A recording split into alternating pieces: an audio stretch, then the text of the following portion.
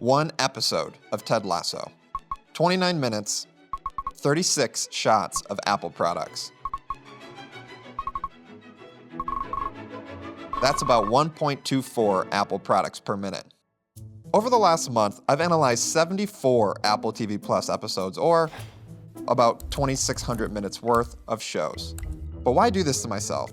Well, I was struck by how heavy-handed some of the Apple product placement is, and by how likable Ted Lasso is. Nice. In the 74 episodes I watched, there were over 700 Apple products shown, over 300 iPhones, 120 MacBooks, and around 40 pairs of AirPods.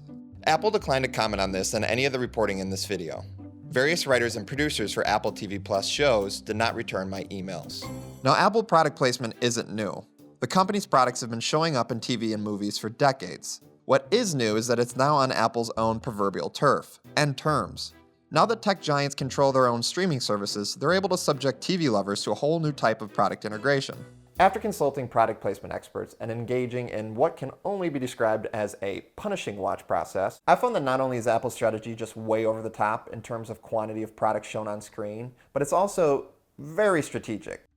Before I got to watching, I had to teach myself how to effectively watch for product placement, so I spoke with various experts, including Crystal Antonia Russell, and I'm a professor of marketing at the Graziadio School of Business at Pepperdine University.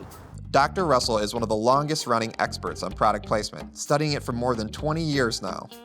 To the untrained eye, product placement is just that, a product placed in a scene. But if you're Dr. Russell, or trying to watch like her, you're looking for some key elements. I usually count 3 dimensions. Visual, the level of visual, the prominence in the visual, the placement of the visual on the screen. Audio, what's being said about the brand, if it's being discussed. He wants us to open presents and spend all day together on FaceTime. And the last one is plot connection. And plot connection includes any relevance to the plot, but also the characters in the stories. So with those 3 parameters in mind, I've analyzed 5 shows all the way through, every episode, including Ted Lasso, Mythic Quest, Morning Show, Trying, and Defending Jacob. Experts watching for product placement use a handy guide for determining where a product appears in frame. And so we usually split the screen into 9 quadrants, so 9 little squares. Inevitably, viewers' attentions are much more on the middle quadrant, and so a brand that's actually more centered is going to get a lot more attention than a brand that's on the periphery. And you guessed it, in my analysis, Apple products appeared most often in Section 5. Those scenes typically started with them on the periphery near Sections 7, 8, and 9. Based on my analysis, Ted Lasso had the most product sightings per minute. Over 14 episodes, Apple gadgets and services were spotted around 230 times. In the episode mentioned earlier, nearly half the sightings were in the center of the screen. Not far behind was the morning show. Over 10 episodes in its first season, Apple products were spotted around 250 times, though the episodes are twice as long. In the episode with the most sightings, 12 of the 33 placements were centered. While Mythic Quest, Trying, and Defending Jacob didn't have nearly as many integrations, Apple products and services were frequently right in the middle. Audio placements are more subtle, but can be just as powerful. So the audio can be anything. And in fact, if a sound, like a jingle or a logo or a mail kind of signal, is making people think about a brand, that's also counted as a product placement, as a brand placement, reference to the brand in the consumer's mind. In Ted Lasso, some of it's pretty obvious. Yeah, just a little note to myself telling me to buy Apple stock. We are now sharing an iCloud account. And the characters of Mythic Quest and Trying love to... Hello? It's not working! I'm gonna go FaceTime my kids. No. This is an audio FaceTime. You see me now? And our last and most subtle of the product placement dimensions, plot connection. Think of Apple gadgets as literal plot devices. They're being used to move stories forward and develop characters. Take this example from Ted Lasso, when, after much indecision, Ted commits to signing his divorce papers. From beginning to end of this storyline, the iPhone was involved, acting as a connective tissue between Ted and his soon-to-be ex-wife. Finally, he even uses the iPhone camera to scan the contract and send it back to the lawyer. And then there's this one scene in Trying where the leading characters, Jason and Nikki, are gathered around a MacBook to await an update on their child adoption process.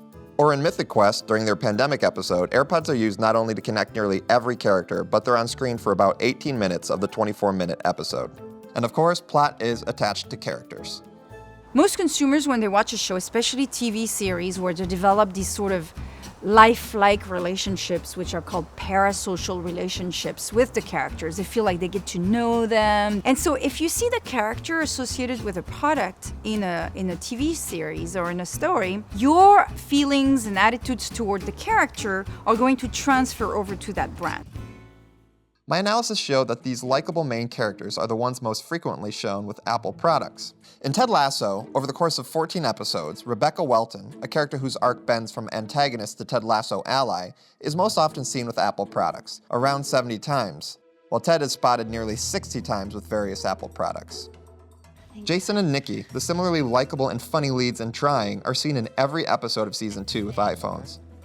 In the morning show, the two leading ladies, Bradley and Alex, lead the pack with iPhone sightings. Each was seen with an iPhone around 30 times in 10 episodes.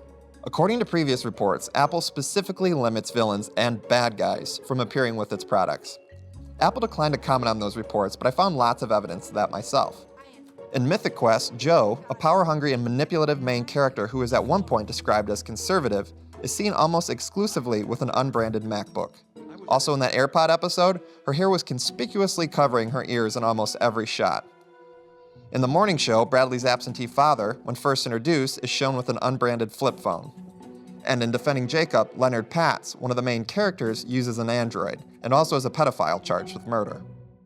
So how does this all affect you and me, the viewers? If a product placement is effective, your attitude will be more positive after watching an episode than before. So we can measure pre and we measure post and we compare that. But really the best is to see like, well, are they gonna buy a Pepsi? And that's really hard to do. In the case of Apple, you've probably already bought the product. Now you just like this guy so much you might buy it again. Hey, Higgins! Oh.